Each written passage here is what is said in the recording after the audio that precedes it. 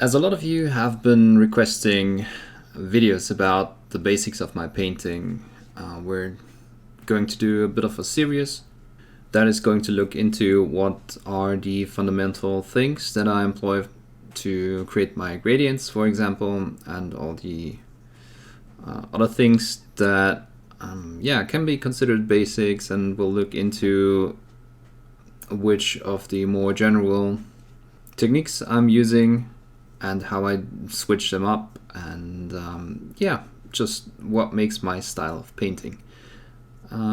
So we're going to start with what I consider pushing pigments, and just bear with me, it's going to make sense, because basically what we are using to paint are layers of pigments. So these layers are just coats of pigments that we can manipulate, and we can do that in two things, or in two ways.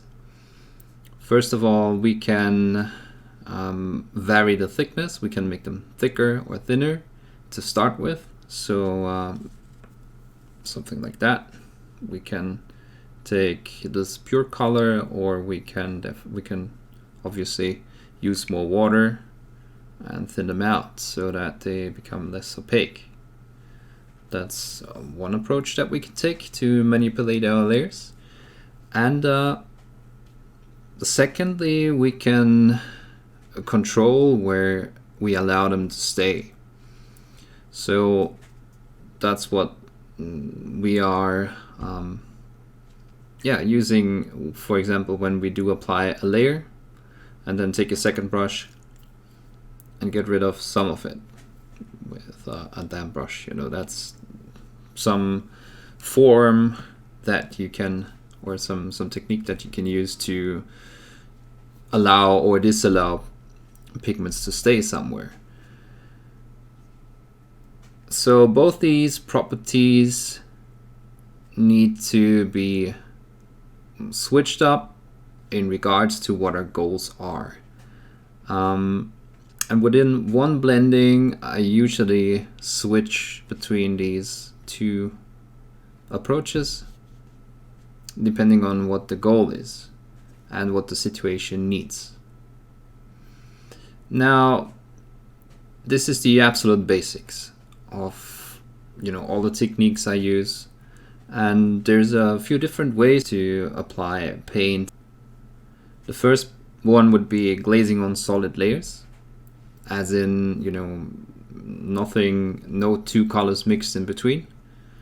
We have a lighter color, and then for shading, for example, we take a darker color and we just create very thin layers and we just glaze them on. One example would be the way that I applied my rust on the Nurgle Space Marine. So there I just glazed on solid thin layers of a rust brown color. I think it was bestial brown back then. So if you want to look that up, that's an example where I did that. Then I do a lot of mixed layering, where I create a gradient between a dark color, in the case of highlighting, taking a darker color, and then I use a lighter color, and then I just mix that in, and I do create gradient.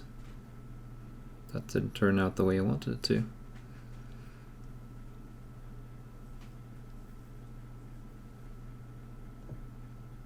So like that. So here you can see the lighter color, and then we're mixing that into the darker color, and it turns darker, and then we can do the same from the other side. So here we have a gradient. Still not really satisfying. So let's add another color. So a lighter color, and then we mix that into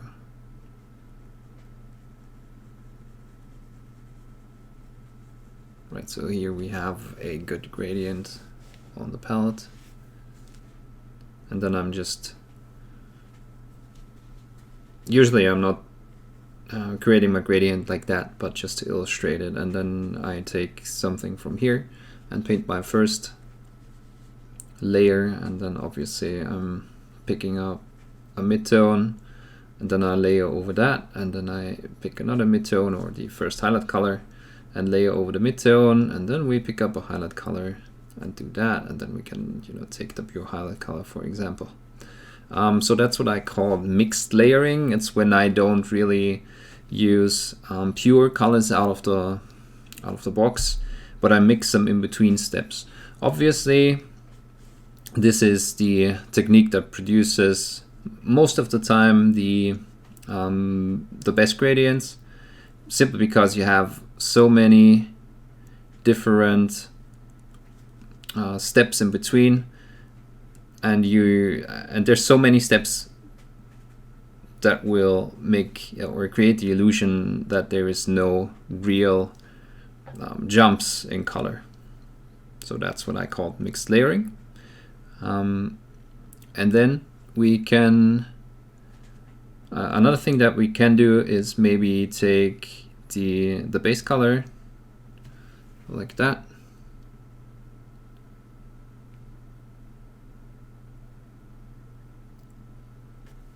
and we apply that. Just gonna leave that to dry.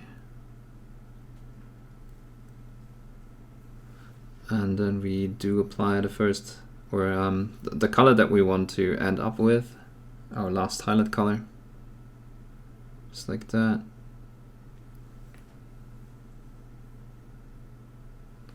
And then I kind of fade out, but then I work on the transition here in between. And we can also do that with a multitude of approaches. Doesn't have to be wet blending like I just did.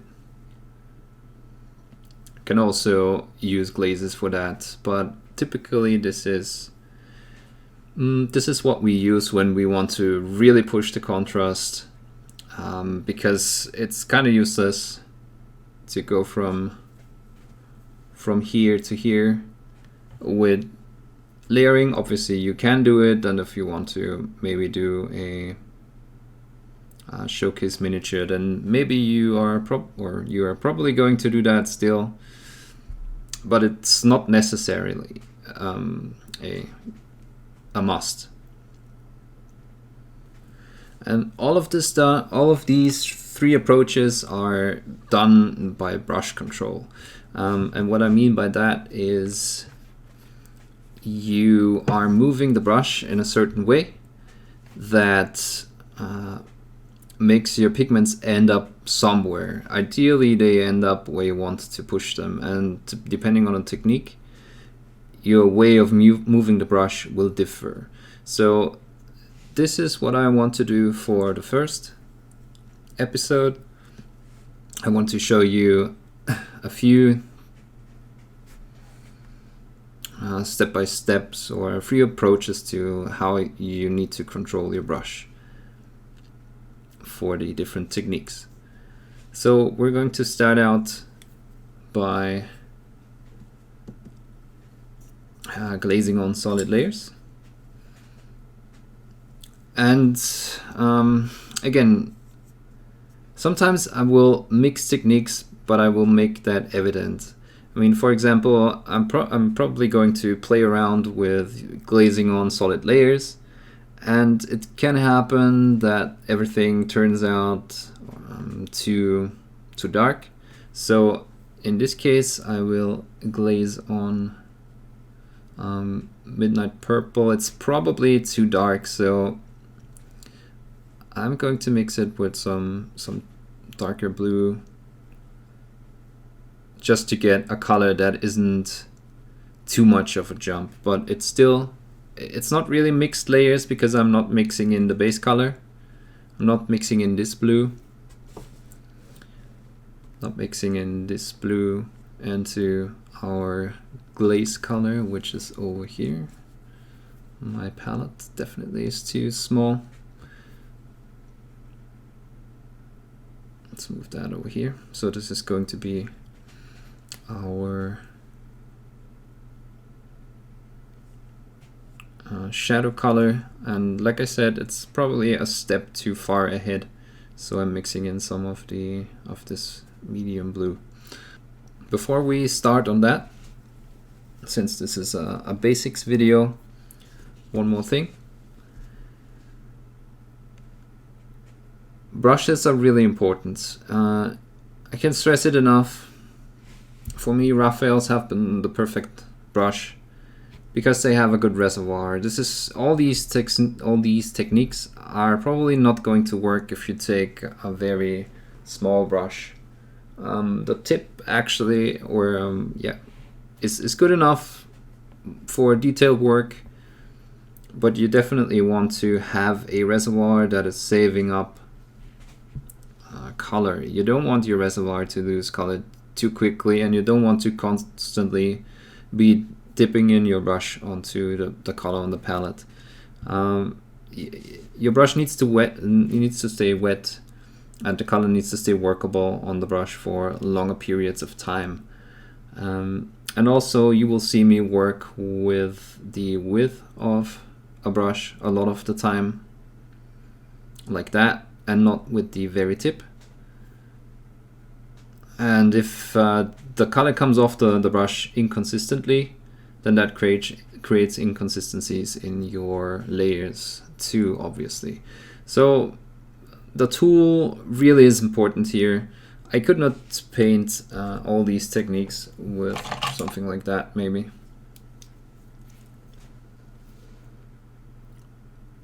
Technically might work, but it's gonna be harder. I don't actually have one of the brushes that I wanted to shame.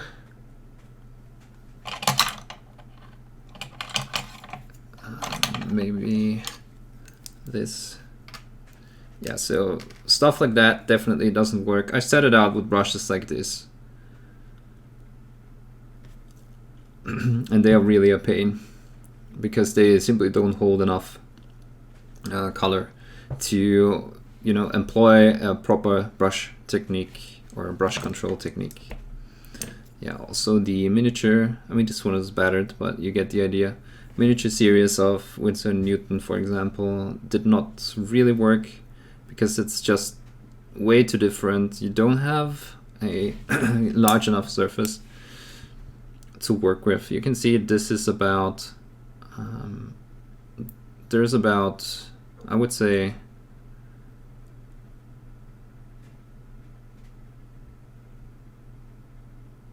like almost a centimeter of brush length to work with that I can use to push my pigments. I can definitely not do that with this. It's like maybe just 4 millimeters in comparison. It just doesn't work the proper way with brushes like that. Okay, so let's come back to the first technique. Like I said, we're going to glaze on solid layers, and this is where pushing the pigments is going to be very evident. One general brush movement that we want to do, or one very basic idea, is that we are going to start, so this is shading obviously, and we're going to start at the area that we want lighter, and we're going to end up in the area that we want darker. That's, pushing the pigments into the darker area, and we actually want them to stay there.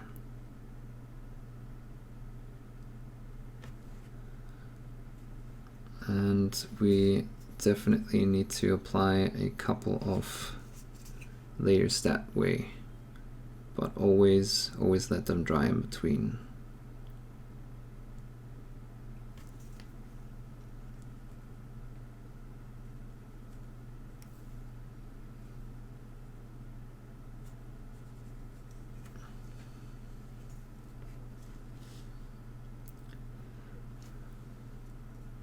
And you can already start, it's definitely getting darker.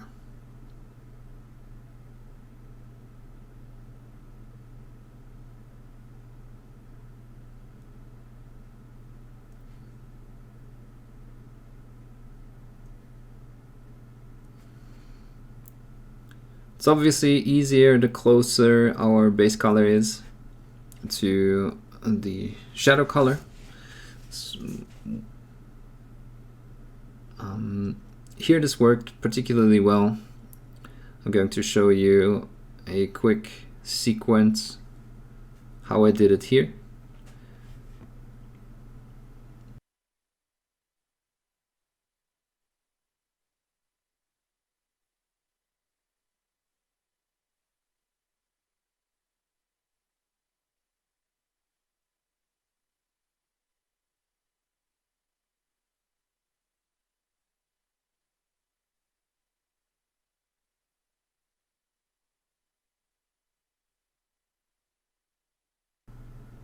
You don't want to do all your layers starting exactly where you started the first layer. So for your consecutive layers, you're definitely going to start further down towards the shadows. That helps to create an additional gradient. Obviously, if you have two layers covering over a base color, that's going to be darker than just one layer. And since the colors are rather close to each other, just darker shades of blue, we can use that to create a gradient.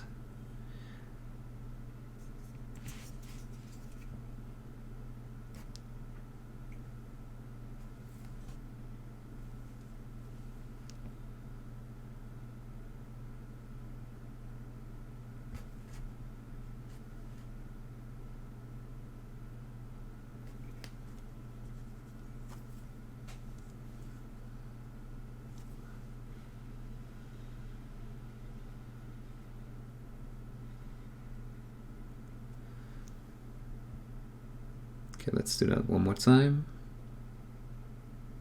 Covering this area again. And you can see I move my brush towards the darker area so that the pigments pool there, and that's what I call pushing pigments.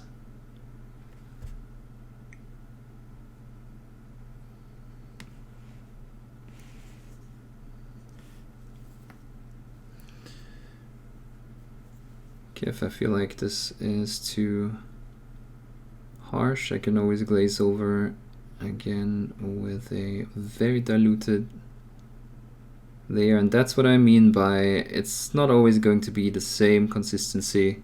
Sometimes we just have to switch it up as we see the need arise. So for example, here I have almost no color on the brush, you can see that, and I just glaze over that, and it just blends together these transitions that are maybe considered a bit rough. I mean, it's all relative, right? It was just a tiny bit rough, but yeah, that's again, that is where you sometimes have to take a step back, and you cannot just start from here and go to the darkest area. Obviously, you're going to try to do that, but eventually you will see, okay, this gradient here wasn't as smooth as I wanted it to. So you're going to go back in and you're going to thin your paint a bit more, and then you're smoothing that out. And again, you can see I'm starting the direction of the brush, or the way I hold my brush, is first like that, so it moves down here. Let's see, I'm going to clean my brush and just show you the direction. I'm starting with the solid layers to go from here to here, right? Again, having the color pool down here. And then since this is a cylinder, I obviously want the reflection that I'm going to be painting to run across the length of the cylinder, and that's why when I'm correcting these gradients, that's why I'm dragging the brush, either like that or like that, because then my lines are going to be parallel with how the cylinder is aligned. So these are, yeah, already 2 examples of brush control. Let me recap. Pushing pigments with the broad side of the brush down into the recesses and dragging the brush across a gradient the way you want it to be, or the way you want to repair a gradient, maybe.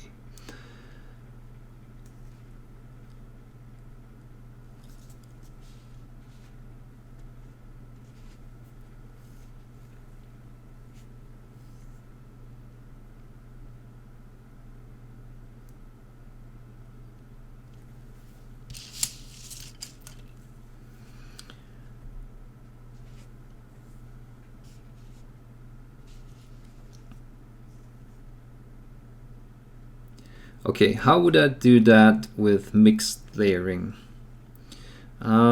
Typically I don't use mixed layering for shading, but we will give it a try. So this is my darkest color here.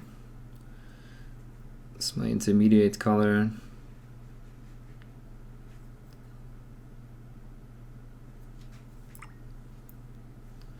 And this is my lightest color. So I'm starting by adding some of that intermediate color, and I'm going to yeah, let's say I'm going to have the lightest area here in the middle of that panel, and we're shading down towards this area. Again, I'm doing the same thing. I'm dragging the pigments over here.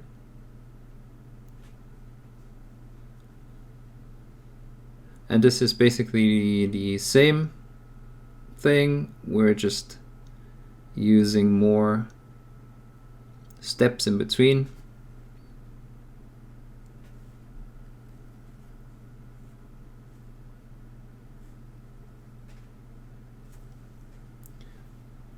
Mixing in more of that black, always letting it dry. And you can see there's not a large difference yet, but if you go very close, you're going to see that the color is changing slightly.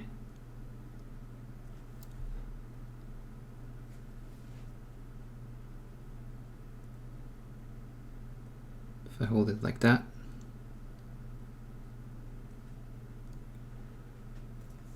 And once everything is dry, so let's go a bit darker already. Yeah, just covering less and less area, obviously, also needs to be set.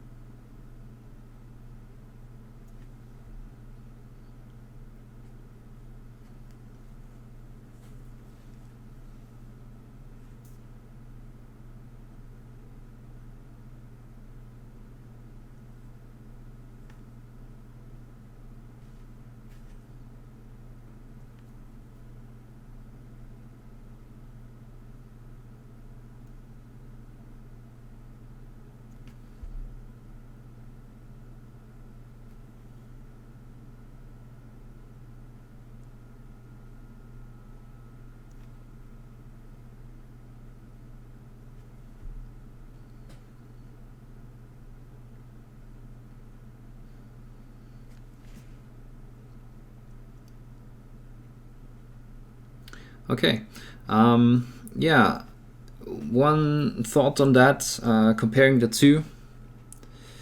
I somewhat feel like I have a bit more control doing this with less intermediate colors, because here you cannot really predict where the color change is going to happen the most. So that's why I kind of prefer that. Obviously, again, it just depends on the situation. Sometimes it will be easier to predict, sometimes it will be less easy to predict.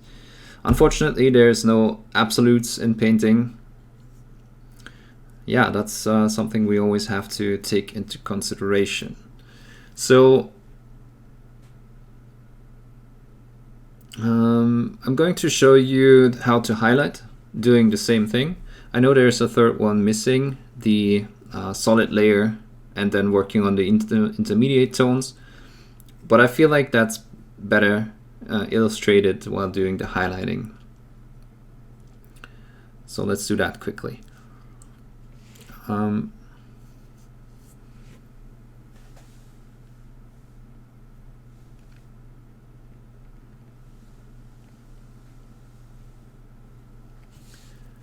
One general thing on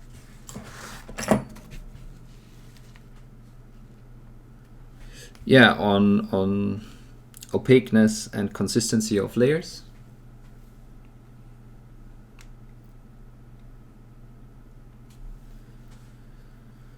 Like I said, you will be switching between opaqueness of layers. There's just one universal constant that you are always going to do. When you take up some color with your brush, and it doesn't really matter whether or not it's solid. Well, maybe when it's solid there's not that much yeah, you see there's not a lot of water or color running off of the brush. So when you are trying to paint a layer that is super opaque, then you're just going to do that and you're fine, right? There's nothing going to run off of the brush into any recess. But if you, whenever you are diluting your colors, you're obviously going to do that with water, and you're going to see that there is a lot of water on the brush. So if you, once you are doing that, you have, okay, obviously, yeah, now it works. So when you are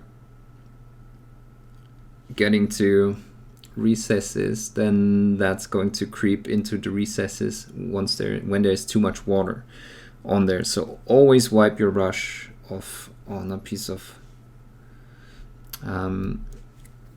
paper, and you can see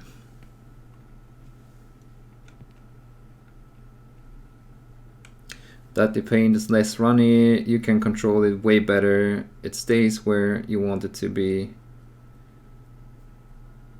and you can still apply consistent layers. And this also illustrates what I said with the brush reservoir. I can, you know, paint all my nails like that for a long time. You know, obviously it's getting a bit thinner, but you can work very long time with the brush. Even though you dragged it over your towel and most of the paint came off, you still have enough paint in there, yeah, to work on what you want to be working on.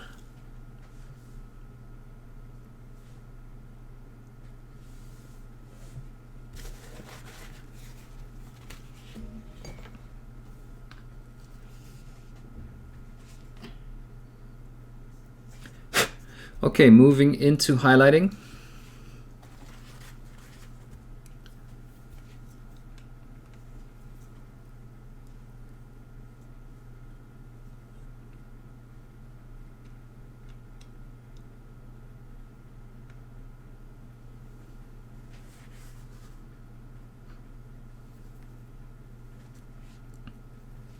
I'm going to show you right away the third technique that I sometimes do. I'm not quite sure which is a good highlight color, so I'm going to try that, and hopefully it works.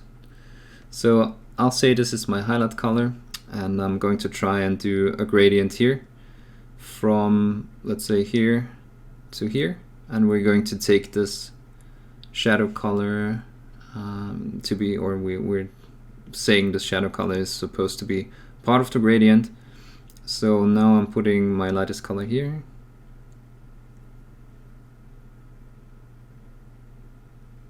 And I'm doing that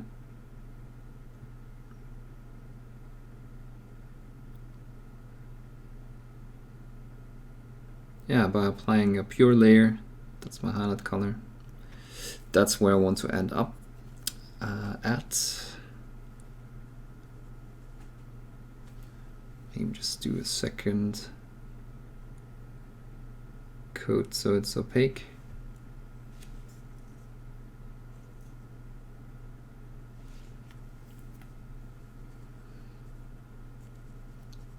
And then I'm working on the in-between steps.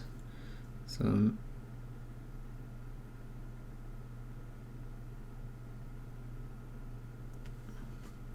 applying glazes here.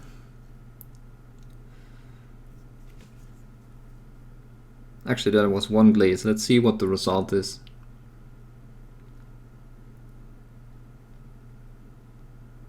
Once it's dry.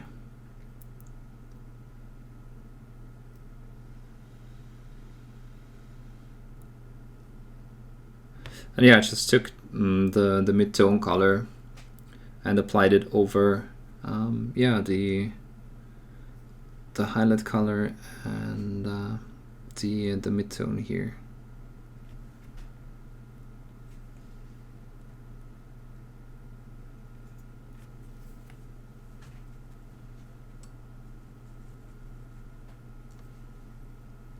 I'd say one layer is almost enough to create the gradient. Obviously you can play around with that. It's got a tiny bit muted up here on the highlights, so we're just going to do that. Just going to apply one glaze here of the highlight color.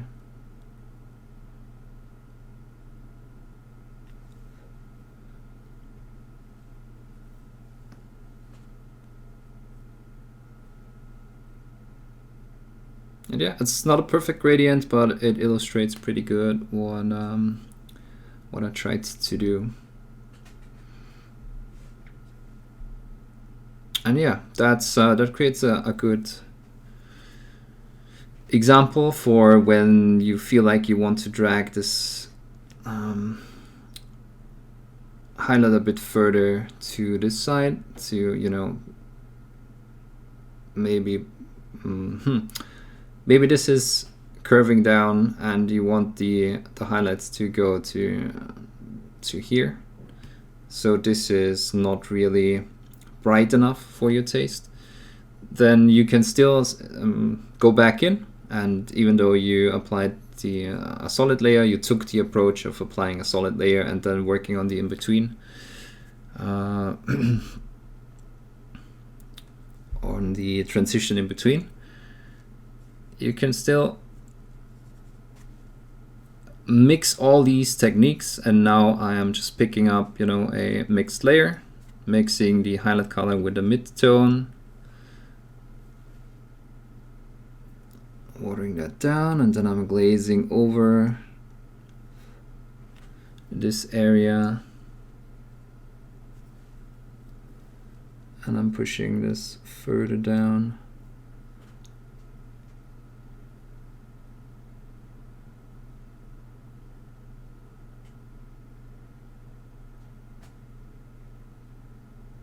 Making everything a bit lighter.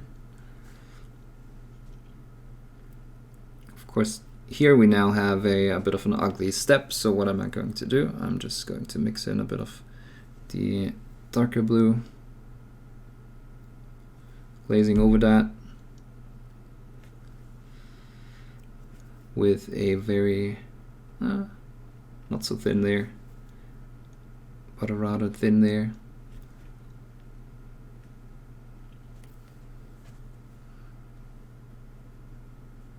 Then we can still make this more intense up here if we want to. And obviously we also can treat the outlines just quickly.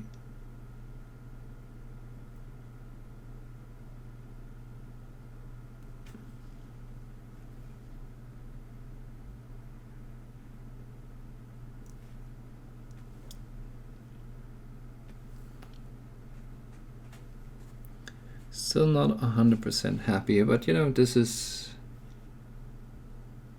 laying out the foundations of the gradient and then just going to the in-between areas and mixing the two approaches, or the three approaches, you know, between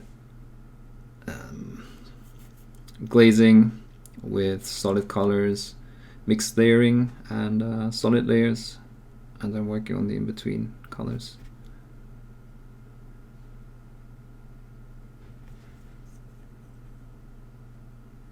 Yeah, I would say that's not bad for, what was it, 4 minutes maybe invested, and it shows you the general idea behind it. Again, the more layers you use in between, obviously, the the more and the thinner your layers are that you use in between when repairing these gradients, the better.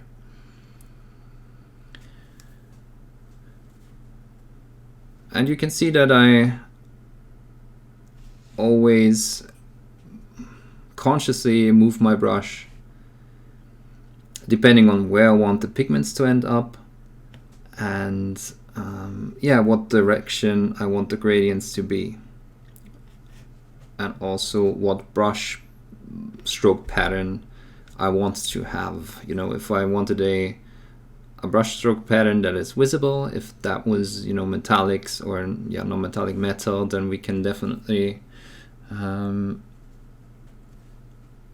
a few secondary reflections, and then I would move the brush like that so that my lines are parallel,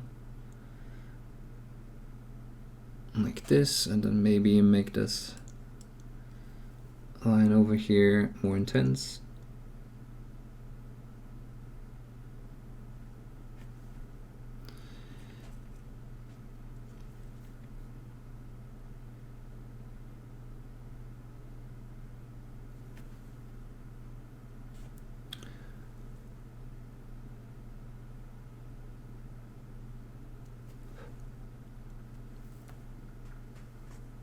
Yeah, always consider two things. Where do you want your pigments to end up, and where do you want what direction do you want the brush strokes to look like? If you want to minimize your brush strokes, try to always depending obviously on what results you want, but if you are trying to minimize brush strokes, then you are going to try to aim for a more of a crisscross pattern. So switch around the brush by 90 degrees and cover the area in 2 layers. That usually reduces your brush strokes. But you know, sometimes brush strokes are okay, especially like I said on reflective material. This isn't looking perfect, obviously, but it's going to give you the idea.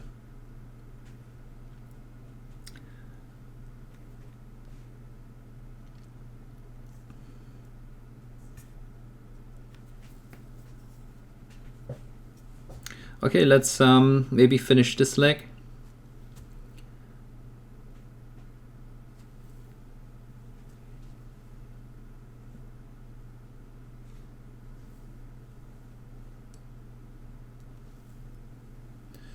So taking a mid-tone color again.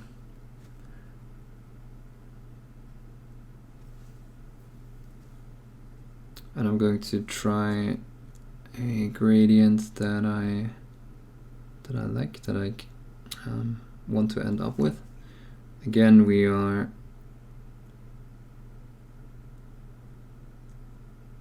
going to have a bit of a reflective pattern here anyway.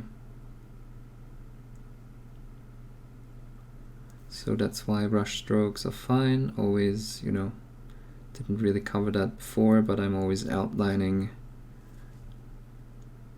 the panels.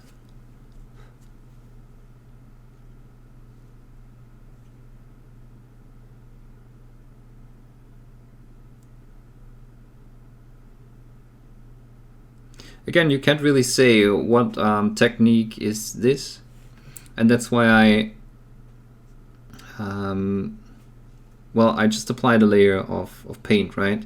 And that's why I always say, don't get too stuck in thinking in techniques. Just adjust your layers to what you need, to what the situation is asking for or is calling for.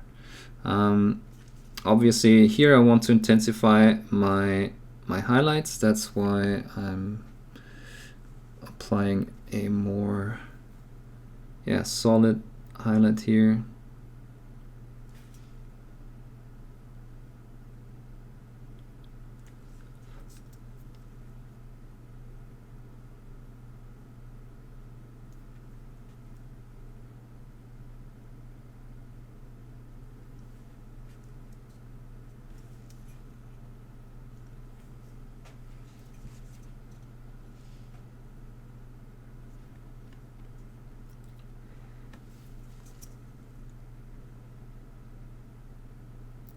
And I'm probably going to work on the in-between gradients.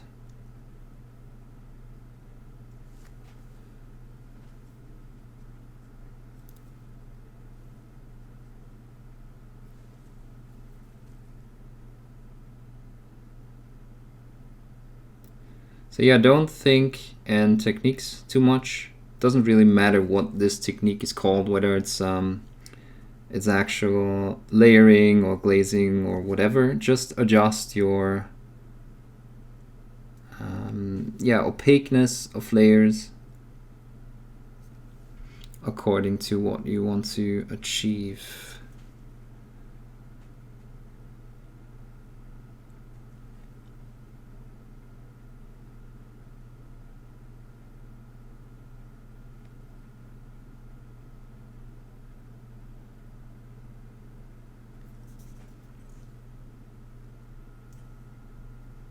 I feel like this blue is reflective, even though it's a Reaper color. But yeah, you can definitely see there's, blue is really reflective in the case of Reaper colors. Interesting, but I digress. So now I feel like I want to repair or refine this gradient here. So I'm glazing over that.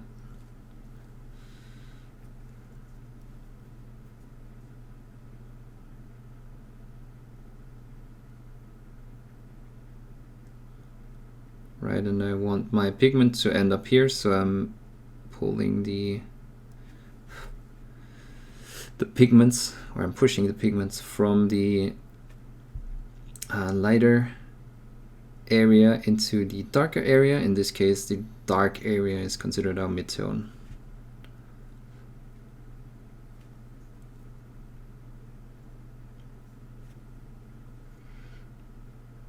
And sometimes what can happen is that we feel like, it's just the step in between is just too much. We maybe want to blend this a bit better, or blend this together a bit better. Then it's also okay to just glaze over the whole thing.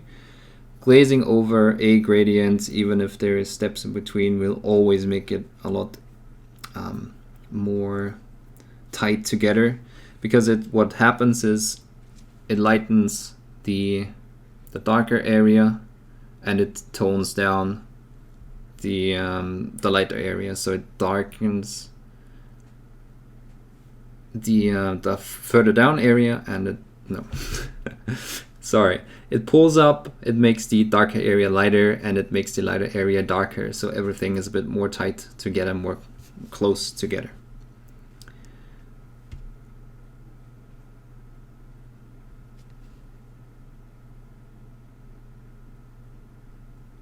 Do that again.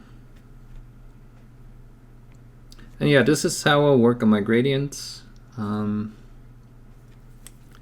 see if we can make that a bit more intense and apply a bit more contrast. I did not really pull my pigments from the darker area into the light area, I applied these brush strokes. We can try pushing the pigments up here, just for the sake of illustrating that it works for highlighting too.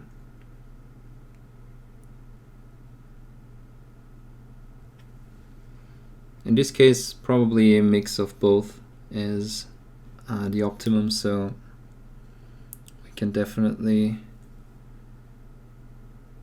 make this line stronger by applying a pure layer of the highlight color.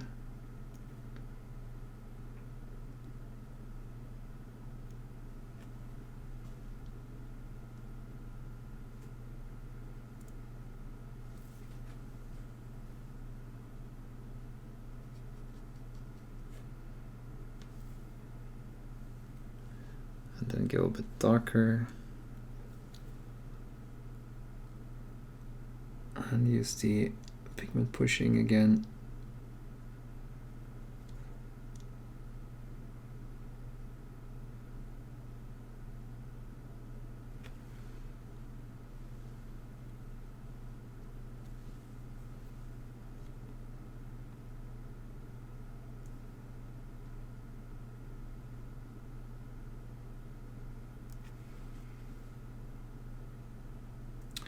Yeah, so that ties in with what I always say.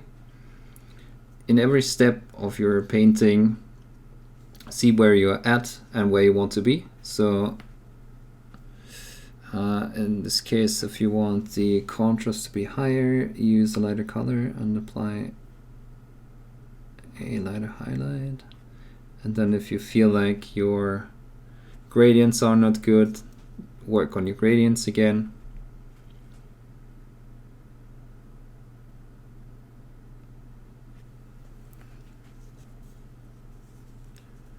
So for example here, I'm going to tone that down again.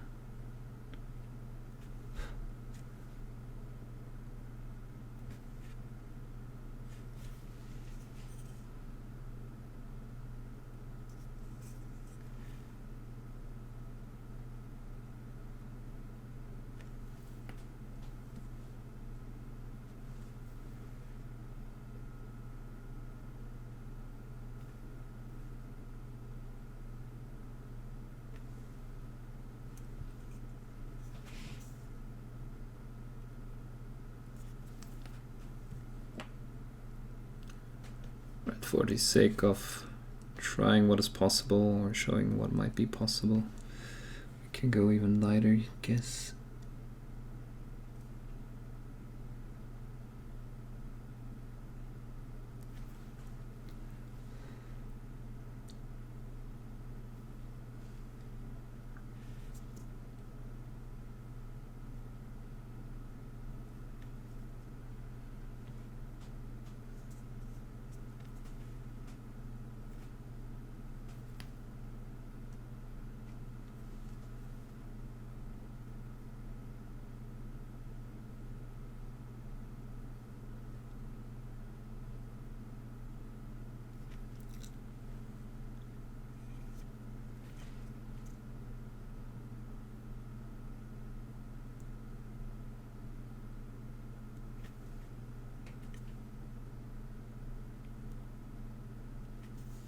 So what I'm doing now is I'm just making the lighter area a bit bigger,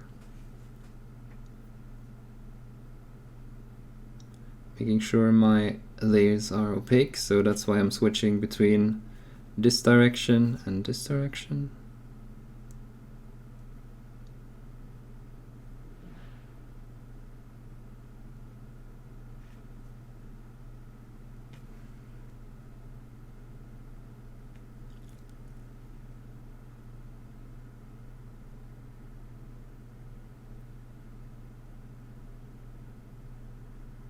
And you can see that eventually it just becomes second nature. You're not really thinking how you're holding your brush.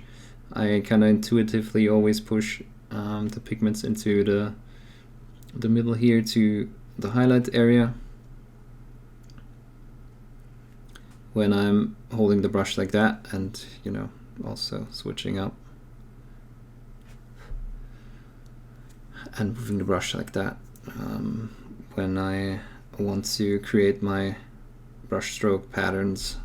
It's not really that much of a brush stroke pattern, but just in case there might be a slip or just one brush stroke that is not really inside the gradient, then it's also no big deal when I switch it like that, so parallel to the orientation of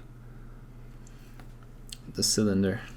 Right, I'm just going to try and push that even higher.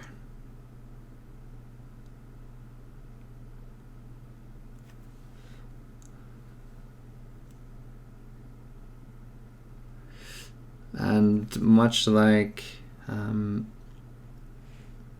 we would probably apply a white highlight on non-metallic to represent the reflection, the lightest reflection, and that increases our contrast. We can perfectly well just apply a very thin line like that. You can see there's just 2 dots of the lighter color, indicating that it's even lighter, and I think that's a good effect. Of course, if that is still too light for you, you can make or too dark for you, sorry, you can make the lines more consistent or even wider. The worst that can happen is that you need to work on these transitions again. Didn't focus really on being super parallel here, just so that the video doesn't take too long.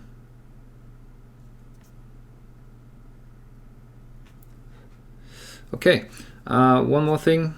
If we wanted to have even more contrast, I feel like that's a good gradient. We could still push, obviously, the darker areas a bit darker, so maybe mixing the purple here with black and just applying that to the very end of the gradient.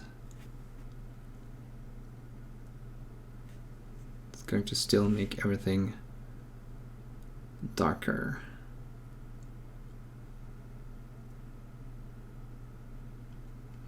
Okay, so I want to leave it at that. It's almost an hour of a video. I know that it's a lot of stuff to take in, so let's maybe stop here.